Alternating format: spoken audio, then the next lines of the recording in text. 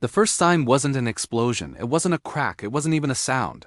It was something far more dangerous, something no one could see, no one could hear, and no one could stop once it began. Deep beneath one of America's largest dams, water was already carving a path to destruction, silently, patiently, unstoppable.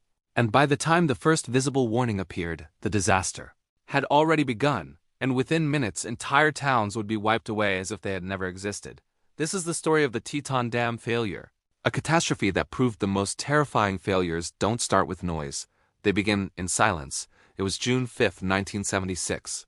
A calm, peaceful morning in southeastern Idaho. Nothing felt unusual, nothing felt wrong. Farmers stepped out into their fields under a clear sky. Children moved through their routines laughing and unaware. The reservoir above the valley sat still and quiet like a giant mirror. Held back by a massive wall of earth and rock, the dam stood over 300 feet tall, powerful, trusted, and unshakable in the eyes of the people living below it. It represented progress, control, and safety, but beneath that calm surface, something invisible had already begun to spread. The ground under the dam wasn't solid, unbreakable stone, it was volcanic rhyolite, a type of rock filled with tiny cracks and hidden gaps, weak in ways that couldn't be easily seen from the outside. For weeks, water from the reservoir had been slowly seeping into these cracks, moving deeper and deeper into the foundation. Not with force or violence, but with quiet persistence. Engineers have a name for this process: piping. A silent kind of erosion where water eats away at the inside of a structure, creating hollow channels that grow larger over time. It doesn't shake the ground, it doesn't give clear warning. It just keeps growing until the structure above can no longer hold itself together. In the days before the disaster, there have been small signs, easy to overlook, easy to dismiss: moisture in places it shouldn't be, slight changes in pressure, minor seepage that didn't seem urgent. Nothing that suggested total collapse was only hours away. And that is what made it so dangerous, because everything still looked normal, everything still felt under control. On the morning of June 5th, workers at the dam began to notice something unusual. Small leaks appearing on the face of the structure, thin streams of muddy water pushing their way out. The kind of issue that might seem manageable at first glance, something that could be monitored or fixed. But what they couldn't see was what mattered most. Deep inside the foundation, those small leaks were connected to growing tunnels. Channels carved by water that had already weakened the dam from within. As the morning continued, the leaks grew stronger. The water became faster, darker, more forceful. Pressure inside the dam was building rapidly. Engineers rushed to respond, trying to assess the situation, trying to find a solution. But time was slipping away faster than anyone realized, because the failure was no longer at the surface, it was already deep inside the structure. Spreading beyond control. By around 9:30 a.m. the situation turned critical. The leaks were no longer small. Water began forcing its way through with unstoppable pressure.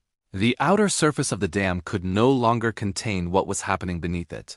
The internal tunnels had expanded too far, too quickly, and then, in a moment that no one could reverse, a section of the dam gave way, collapsing inward as the structure began to tear itself apart. What started as a small opening suddenly exploded into a massive breach.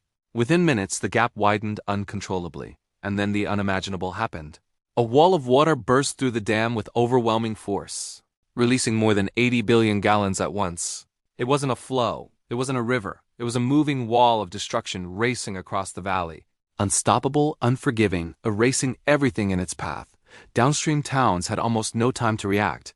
The water moved faster than warnings could spread, faster than people could fully understand what was happening. Homes were ripped from their foundations and carried away like debris. Vehicles were tossed and crushed like toys. Farmland disappeared beneath a rising flood, turning solid ground into chaos within seconds. People ran, some barefoot, some carrying children, some frozen in shock, trying to escape something too powerful to outrun. In just moments, entire communities were overwhelmed.